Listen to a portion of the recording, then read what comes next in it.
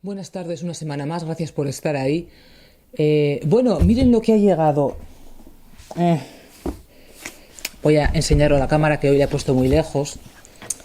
Mm, mm,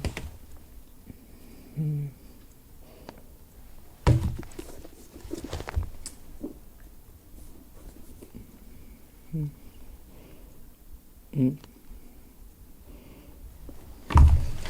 Y ya sé lo que están pensando, si no llega a ser por nosotros, no se entera.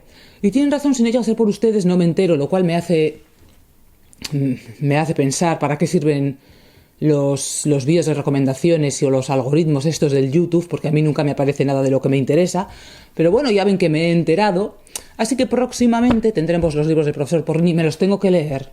Y luego tengo que pensar, y ya tengo algunos cuantos libros, algunos cuantos vídeos grabados, así que en un futuro.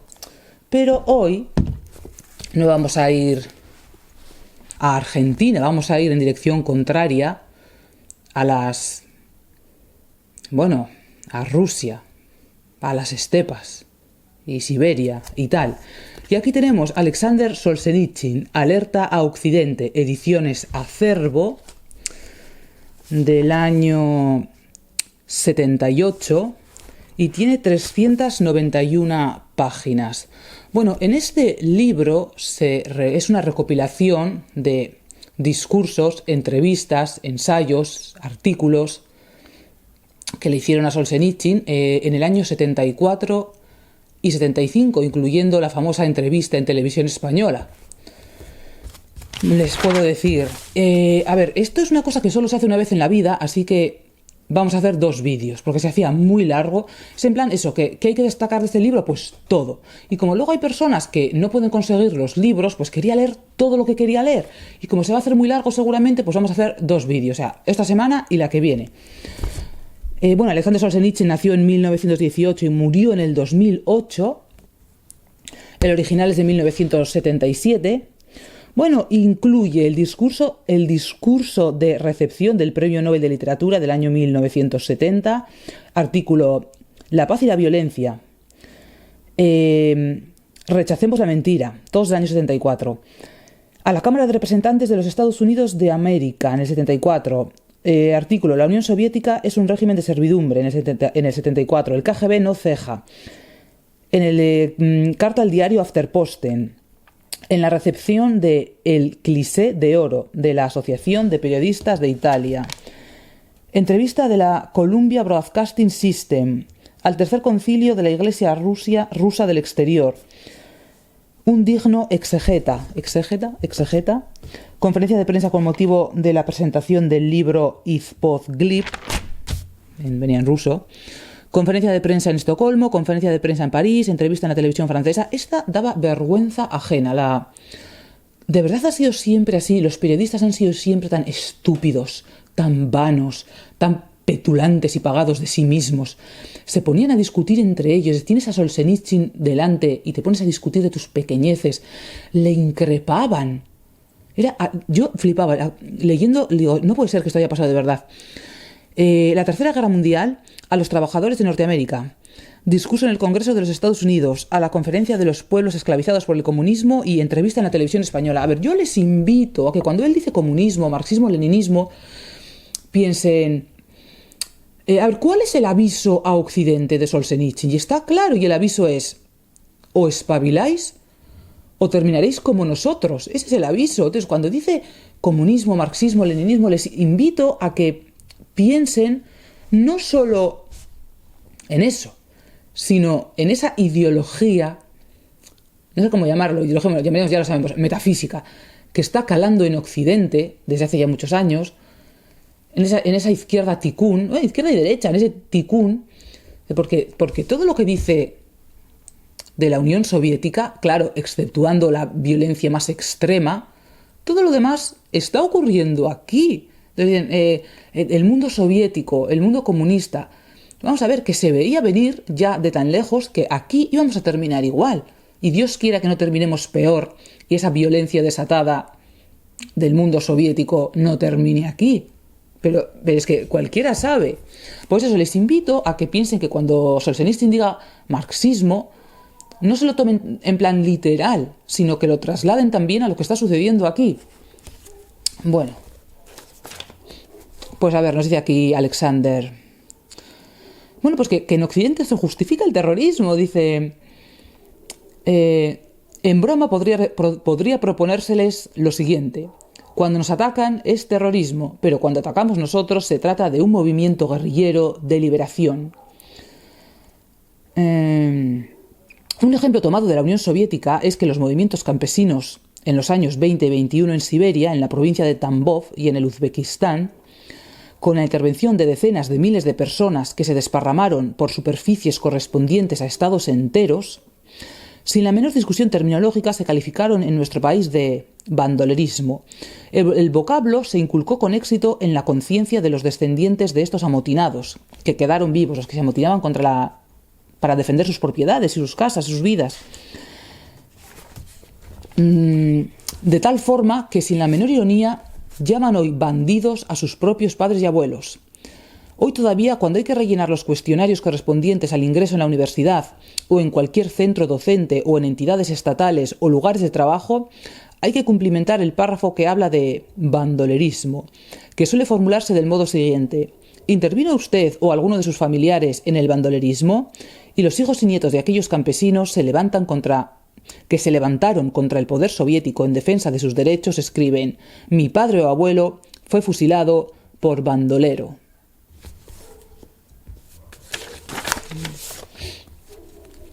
Las salvajes matanzas del UE, demostradas fidedignamente, señaláronse solo por encima y fueron casi inmediatamente perdonadas, pues la simpatía de la sociedad se inclinaba hacia ese lado y no se deseaba romper la inercia.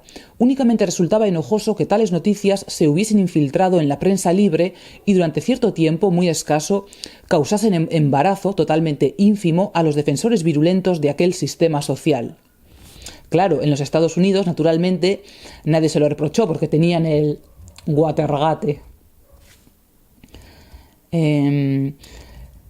La hipocresía de numerosas protestas occidentales consiste en eso precisamente: protestar donde no es peligroso. Bueno, aquí el samizdat de Sam, auto, Izdachelvo, edición, que literalmente quiere decir autoedición. Las casas editoriales son propiedad del Estado, del partido que las gobierna, administra y controla.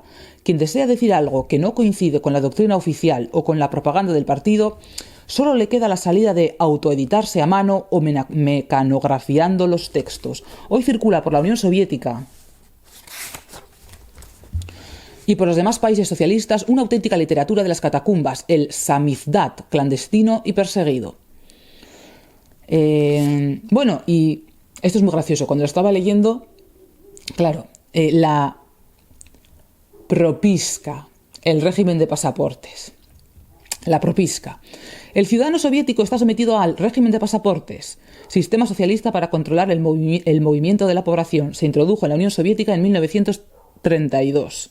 Sin este pasaporte no se puede viajar. El quebrantamiento del régimen de pasaportes es severamente perseguido por la ley. A ver, pregunta: ¿qué otro sistema político o qué otra época histórica tiene también un régimen de pasaportes? Pues cada vez que oigan eso del pasaporte, piensen la propiska, el régimen de pasaportes. A ver, al día siguiente, a Solzhenitsyn le expulsaron de la Unión Soviética. Él creía que le iban a ejecutar. Al día siguiente dieron la orden, la Dirección General para la Defensa de los Secretos de Estado, de que en todas las bibliotecas se quemasen los contados ejemplares que quedaban de mis obras e incluso los números enteros de la revista Novimir en la que se publicaban mis narraciones. Recordad, si hoy crujen nuestros huesos, es señal segura de que mañana crujirán los vuestros. Los que hoy entregan este premio, el premio de los italianos, de los periodistas, y el que hoy lo recibe, han pasado su vida, según parece, en distintas mitades del planeta, en mundos diferentes, en sistemas dispares. Se dice de estos sistemas que se encuentran divididos por un abismo, que son totalmente opuestos y que se excluyen recíprocamente. ¿Pero es verdad? tanto un sistema como el otro, y pese al embuste del letrero y lo indeterminado del término, ¿saben? Dictadura, democracia, también allí nosotros estercolamos en masa la prosperidad de pequeños grupos de personas y a mayor abundamiento las más insignificantes y basureras, que tanto en una democracia como en una dictadura las cosas funcionan igual. Es una gran masa de personas explotadas para mantener a los parásitos de arriba. Y daba igual, dos regímenes opuestos, el telón de acero. Pues en realidad los dos regímenes no eran tan opuestos. Aquí, los fake news. A ver, cuando Solzhenitsyn se exilia en Suiza y dice que los periodistas le estaban volviendo loco, no le dejaban respirar, no le dejaban salir, acosándole, agobiándole. Siempre existía un micrófono escondido, varios micrófonos, querían saber de qué hablaba con los que venían conmigo para transmitirlo a sus agencias. En esta situación, disgustado, dije: son ustedes peores que los revistas son los de la KGB. Recogieron estas palabras y lo primero que expresaron es: Solzhenitsyn ha llegado a Occidente y ha dicho que la prensa occidental es peor que el KGB. O sea, toda esa forma estúpida e histérica de exagerar las cosas, pues ya ven que no hay nada nuevo, que esto se ha hecho siempre. Les dije: ¿pero por qué hacen eso? No voy a hablar, déjenme solo, por favor. Me respondieron sinceramente, jóvenes y simpáticos: no podemos, es una orden y si no la cumplimos nos echan. ¿Saben? Es una fórmula muy escurridiza y peligrosa. Si no cumplo, me echan. De la misma manera, ahora cualquier opresor en la Unión Soviética puede decir: cumplo una orden y si no lo hago, me echan. Pero he aquí un fenómeno extraño. Resulta que esta prensa occidental, que con Solzhenitsyn en Suiza era tan pegajosa y tan asquerosa, no siempre busca la verdad con tanto ímpetu. He observado el comportamiento de esta misma prensa en Moscú, en Europa del Este y en China. Es asombroso. La prensa occidental cambia por completo. De golpe y porrazo se hacen tan modestos, tan prudentes, tan comedidos. En Occidente pueden zarandear al presidente de una nación, al Senado, los secretos militares, al Ministerio de la Guerra. Todo lo deshacen en pedazos. Sin embargo, allí, el último policía búlgaro dice: alto, esta iglesia no puede fotografiarse. Vale, no lo haré. Un guardia rojo cuelga en la pared una proclama para que la lean los chinos. Se aproxima un corresponsal interesándose por lo que dice y el guardia rojo, un niñato, le dice: no lo lea, esto no es para usted. Y el corresponsal da media vuelta y se va. Todo esto les resulta conocido, una prensa lamiendo el culo de quien saben que realmente supone una amenaza y acusando de cosas estrambóticas a quien saben que es inocente pero que no puede defenderse y que no es una amenaza para ellos. Aquí tenemos el régimen de pasaportes, recuerden, la propiska, el régimen de pasaportes, una reglamentación para sujetar a la persona a su lugar. Desde el exterior, como si nada ocurriese, no está encarcelado, pero este apresamiento encierra ahora una cantidad muy superior de gentes que los campos de concentración. Un régimen de pasaportes, al final, es una especie de cárcel al aire libre, que es lo que están intentando, que es lo que está pasando ahora, ya lo están viendo. He de decir, dice Solzhenitsyn que el pueblo ruso, el pueblo trabajador, el pueblo humilde nunca odió a los americanos, por mucho que su propaganda decía que les tenían que odiar y tal, ¿no? Quiero decirle a usted aquí que, independientemente de esta política gubernamental, existe una simpatía estable por parte del pueblo ruso respecto al pueblo norteamericano, un sentimiento que se ha impuesto en contra de toda la mentira periodística. Mi destino quiso que conociese la cárcel y en ella y en la vida he tratado a muchos de los que estuvieron en el encuentro con los norteamericanos en el Elba. La unanimidad es asombrosa. Todos los que estuvieron allí hablaban con admiración de los estadounidenses. Son como nosotros, decían. Son como nosotros. Y habla Solzhenitsyn de que en todo el mundo soviético se está dando un renacer religioso que seguramente calará para el futuro. Es que lo predice. Mientras al mismo tiempo en Occidente está ocurriendo lo contrario. El mundo religioso está muriendo. ¿Y qué significa eso para el futuro? Pues que el futuro del mundo religioso, del mundo soviético, va a ser la libertad y la dignidad de las personas, mientras que el mundo occidental, por mucha libertad política que diga tener, va a ser brutal y animalizado. Son bautizados hasta el 70% de los recién nacidos, pese a todas las prohibiciones. Y en los cementerios las cruces cristianas desplazan cada vez más a los indicadores soviéticos. No existen parroquias ni ninguna actividad parroquial, y sin embargo la juventud acude por sí sola y cada vez más a los templos. Y no puedo dejar pasar por alto aquí una comparación muy característica. Hace 60 u 80 años la Iglesia Ortodoxa rusa, que contaba con el apoyo...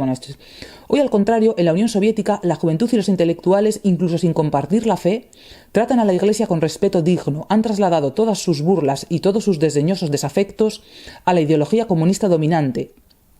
Pero recordad,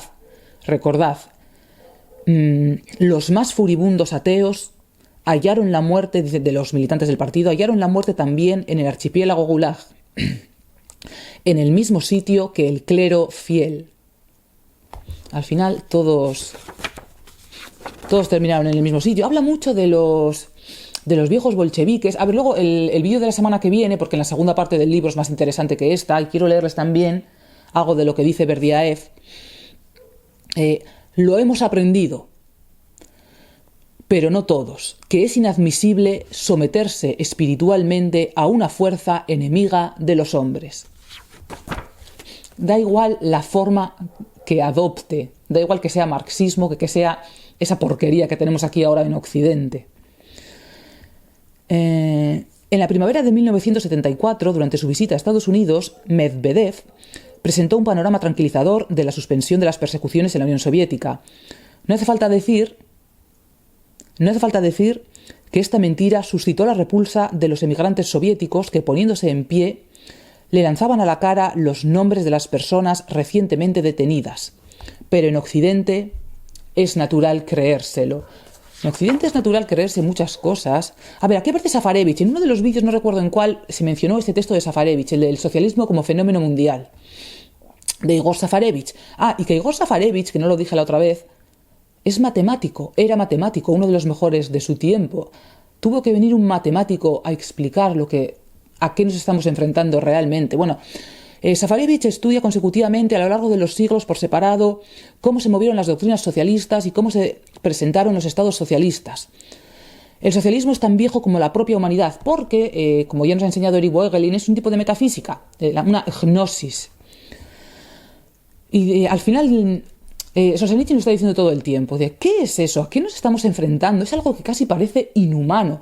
Y Safarevich lo dice, al final, ¿qué hay detrás de todo esto? Lo que se llama instinto de muerte, como una especie de pulsión suicida que tiene la humanidad y que existe desde el principio de los tiempos.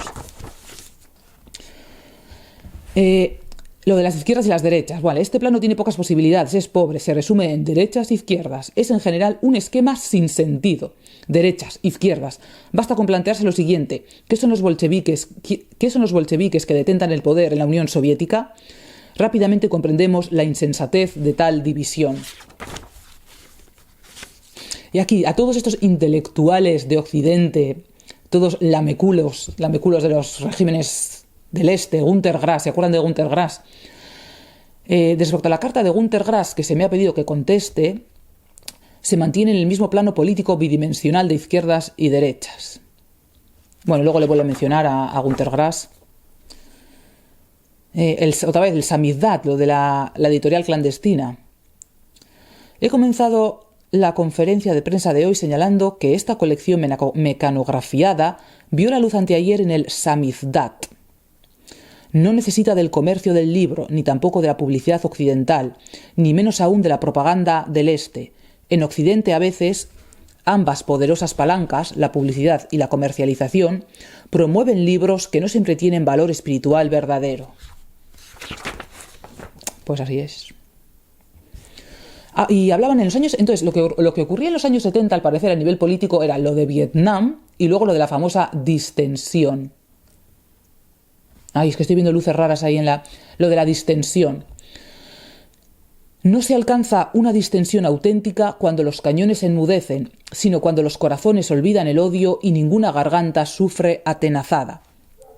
No dejan de asombrarme las declaraciones y los actos de dos líderes laboristas. Uno es Wilson. Hace varios años se presentó en Praga y dijo: es hora de perdonar la ocupación, es hora de que olvidemos. Sin embargo, no preguntó su opinión a los checoslovacos. Su hermano laborista de Australia, el nuevo primer ministro australiano, declaró: es hora de perdonar la ocupación de los países bálticos. El representante de Australia visitará Estonia, Letonia y Lituania y explicará allí la nueva posición del gobierno australiano. ¿Pero a quién se lo explicará? ¿Visitará a los dirigentes comunistas que han ocupado este país, que han impuesto la violencia, y les explicará? Este es el nivel que tiene un primer ministro de todo un continente, de Australia. Pues desde entonces hasta ahora el nivel no ha hecho más que bajar. Andrei Sájarov objetó que... Andrei Sájarov, que creo que le dieron el premio Nobel de la Paz, creo que lo menciona Solzhenitsyn, objetó que ¿para qué?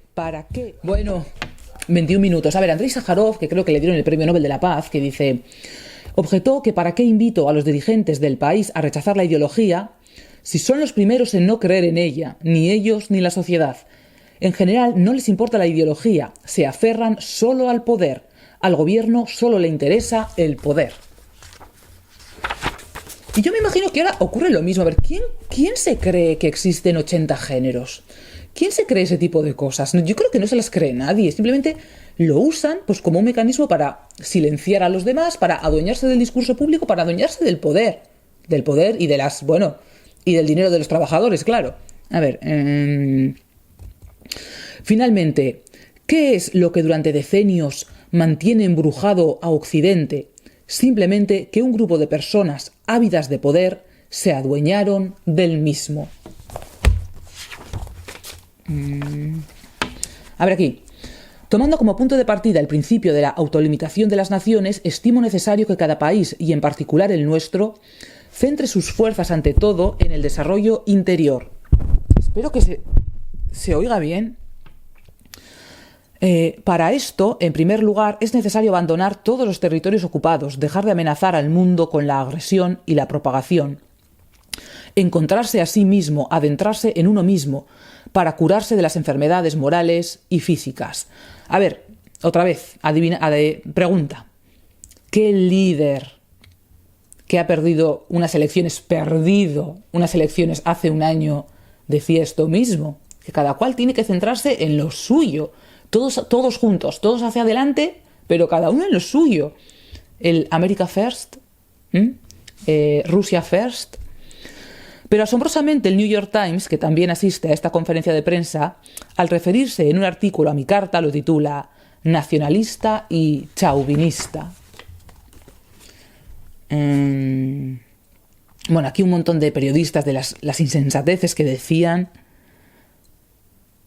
que por qué permitía que le publicara un tal Springer. Bueno, dice, pues porque... y él le decía a Günter Grass: bueno, señor Grass, a usted cuando permite que le publiquen en el mundo soviético personas que son responsables de la muerte de millones. El señor Springer, por muy capitalista que sea, no es responsable de la muerte de millones. Aquí. ¿Por qué admiten a Günter Grass que burócratas y los asistentes de nuestros verdugos les editen sus obras? Y luego le estaban criticando a él porque le había publicado un editor en Suiza. Este verano, con motivo del viaje de Nixon a Moscú, cuando el presidente norteamericano se encontraba en la capital soviética, los periodistas estadounidenses informaban: echamos a andar por la calle y preguntamos a los soviéticos lo que piensan de la distensión. Ingenuidad o cinismo. Ustedes pueden ir por las vías públicas de las ciudades occidentales y preguntar la opinión de las gentes. No dudo de que le contestarán, pero el hombre soviético sabe muy bien que cuando le para en la calle un periodista extranjero y le pregunta algo, detrás o muy cerca está el KGB. A ver. Aquí, Amnistía Internacional, bueno, les pone a bajar de un burro, se pueden imaginar, ¿no? Con mucha educación, con mucho respeto. Es el hombre más dulce, amable, aquel que es capaz de ver en el otro, aunque sea un enemigo, de mirarle con piedad y de ver en él a otro ser humano. Pero bueno, pues eso, que los de Amnistía Internacional, unos sinvergüenzas, me imagino exactamente, pues me imagino que igual que ahora, es que... a medida que en Occidente se va conociendo la verdad de lo que sucedió y de lo que ocurre en la Unión Soviética, determinados círculos occidentales, concretamente los próximos al comunismo, procuran contrarrestarlo con mitos y leyendas. Se inventaron entonces la teoría de que Stalin lo malogró todo. Según ellos, todo estaba muy bien, todo marchaba estupendamente, pero Stalin lo estropeó. Según esta leyenda, Stalin levantó un socialismo falso. No nos dicen en qué consiste el verdadero socialismo, insisten únicamente en que el de Stalin era falso y hay que implantar el bueno. Medvedev dijo: los grandiosos fines de la revolución socialista justifican el empleo de la violencia. Las formas de violencia revolucionaria son históricamente justificadas.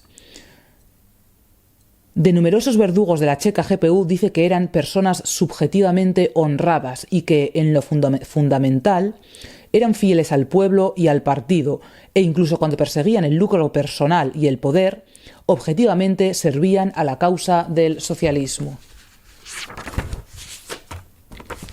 Bueno, y todo esto hunde sus raíces en el siglo XVIII. Y lo dice Solzhenitsyn, dice: ¿qué representa el año 1793? El hombre tiene derecho a apropiarse de todo lo que necesita para alimentarse, para mantenerse, para ser feliz. El hombre tiene derecho a quitarle a otro hombre no solo los excedentes, sino lo imprescindible. El hombre tiene derecho a asesinar a otro hombre y a comerse su cuerpo palpitante. Lenin no admiraba por casualidad continuamente hasta su muerte a Marx y Engels. Marx y Engels no admiraban por casualidad la Revolución Francesa. Entre la Revolución Francesa y la Revolución de Octubre existe una profunda semejanza de que ambas son ideológicas. No asesinaban simplemente, sino que lo asesinaban sobre la base de una ideología.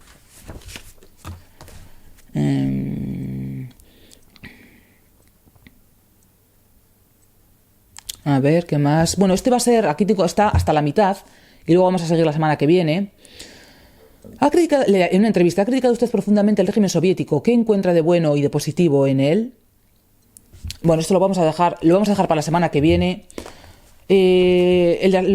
Luego tengo que enseñarles también un libro de Berdyaev que ya ha salido por aquí, y otro que también ha salido aquí muchas veces, que es el de Paul Johnson, el de Tiempos Modernos. A ver, este libro es demasiado liberal para mí, a mí no me gusta mucho, pero sí lo recomiendo porque cuenta con exactitud todos los acontecimientos políticos del siglo XX. Y es muy interesante por eso. Bueno, la semana que viene seguimos. Hasta la semana que viene.